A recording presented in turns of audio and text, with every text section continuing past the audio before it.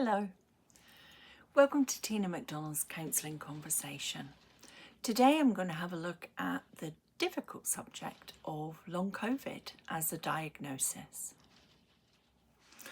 Often for people with long COVID, the diagnosis is the starting point of the difficulties, trying to find a doctor who will go the extra mile and do the blood test, because this is how you get an official diagnosis.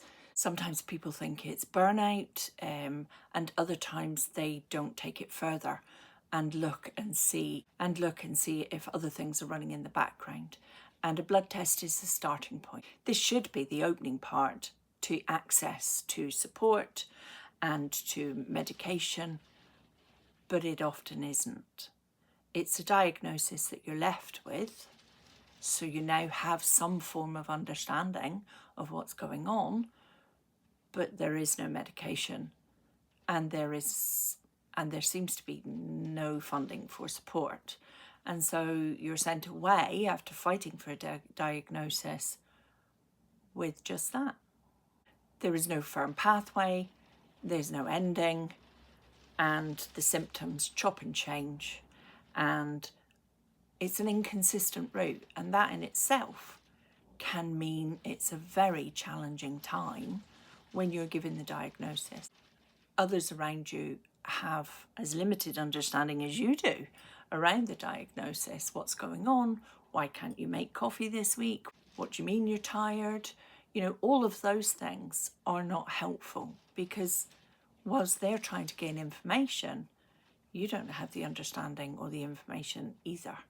And it just compounds the sense of, here's an official diagnosis for something that has no ending and is life-changing, and yet even I don't know what's going on around it, and my loved ones and my friends and family don't know either. As people jump away, thinking you have COVID for a long time, so therefore you are contagious. It doesn't mean that at all. It means that it has damaged your system and left you with inconsistent symptoms going on in the background. And for some people, life is no longer how it looked, night and day to how you were before the diagnosis. Sometimes people are helpful, or they think they are, by lumping the diagnosis in with other illnesses because you're tired. Oh, it must be like ME, it must be like Lyme's disease, it must be like lots of other things. But it isn't. Long COVID is like long COVID, because it's got completely its own set of symptoms. And so that's not helpful either, because every time somebody says, oh, it must be like, it makes the person with the diagnosis feel even less seen, less understood, and totally unsupported, because you're already trying to say, this is not a diagnosis to be taken seriously. It needs to be like something we know about in order for us to tune in with support or believe it's real. It might be helpful to have a look at some of the changing symptoms in order to offer understanding, to open conversations. So, for example, tiredness, insomnia when you've never, ever had insomnia before, tiredness that is undescribable, and it impacts lots of areas of your life. So you're waking up more exhausted than you got in. You are unable to sleep because you're almost overtired. You have great sleep but are still tired. There's an awful lot of areas that it impacts your sleeping.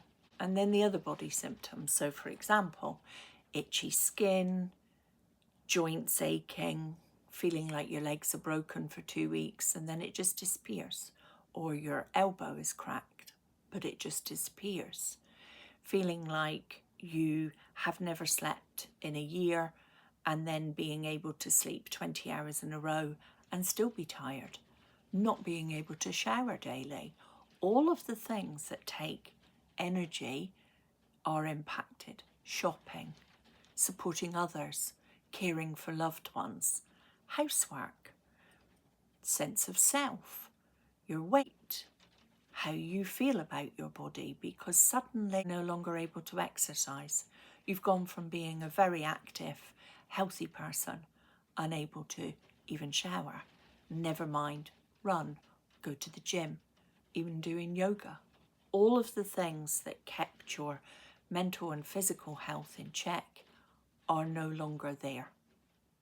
So your own support network is also invisible, along with your diagnosis and your illness. So your skin breakouts, your breathing, lung trouble, pains in the lungs, laboured breathing, all of those things.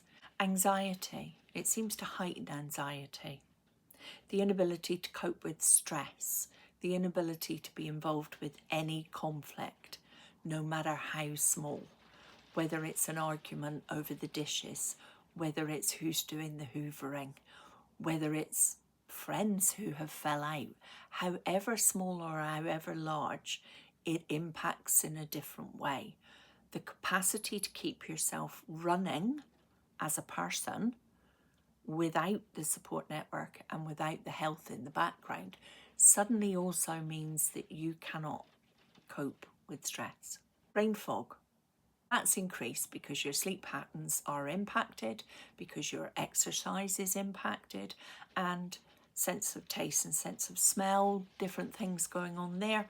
That also means that you don't have access to a healthy lifestyle that you might have been used to or you've always been striving for. Now it's even more difficult.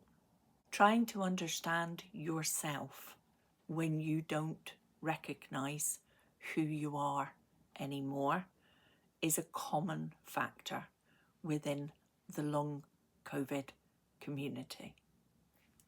How can counselling help for long COVID sufferers? Well, it can give you a space that accepts how you feel is how you feel. Your anger, your grief, your disappointment that life has taken this turn, your begrudging of others who are still doing the park run without you, of you not being able to see your grandchildren because you're in bed, of you not being able to work in the way that you would normally work, and that you have to alter yet another area of your life.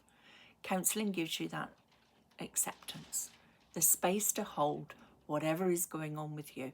Even if we can't make sense of it, it doesn't matter. It's going on with you. And so therefore it gives you non-judgmental. There is no community awareness. So perhaps helping you to create your own awareness in a safe space is a starting point. So lumping things with other illnesses, how does that make you feel? How is it helpful? How can you redirect that non-helpful, helpful support? Is it even real? It doesn't matter whether anybody believes it's real or not. It's real for you, and it is real in a medical sense when you get a diagnosis from a medical professional. Counselling can support you by helping you tell your story, by you saying how you feel with what's going on with your mental and physical well-being. And that in itself is a supportive, safe space. Managing strategies, working around things, not longing for what you can't do, but helping you build new vision around what you can do. And also looking at the grief of what you can't do and being able to offer yourself some compassion and having that as a starting point for moving forward. The fact that this is never ending, that you don't have, if you do this for 2 years, you're all going to be fine. If you go and see physio, it'll get better. If you go to a sleep clinic, it will sort it. All of those things are not available to you. And so why would you not offer yourself support for something that might well be the way your life looks, and moving forward, the way your life will always look? Or not? Who knows? And uncertainty in itself is a really difficult feeling to manage, especially when others around you have uncertainty around how to help support you. So building a strategy of what you need, what you would like, how you can respond to people when they offer you something that you find really difficult in the way it's framed. all of these things are a positive supporting starting point for you to be able to help yourself. So I hope that was helpful. I hope it sets up conversations. And I hope you understood the heartfelt meaning behind the conversation, because I have a diagnosis of long COVID and all of this is very, very close to my heart. But as a professional, as a counsellor, it also offers me the vision that other people don't have any support. And so whatever can be looked at to create one might be helpful. And even if that's just this, a starting conversation. Thank you for watching to the end. And if you know somebody in your life who has a long COVID diagnosis, I hope this starts a conversation with them around how can I help you when you feel the way you do. Even if I don't understand it, this is about your diagnosis, the same as you would if it was any other medical diagnosis that impacted someone's life. Thank you. Take care. Bye-bye.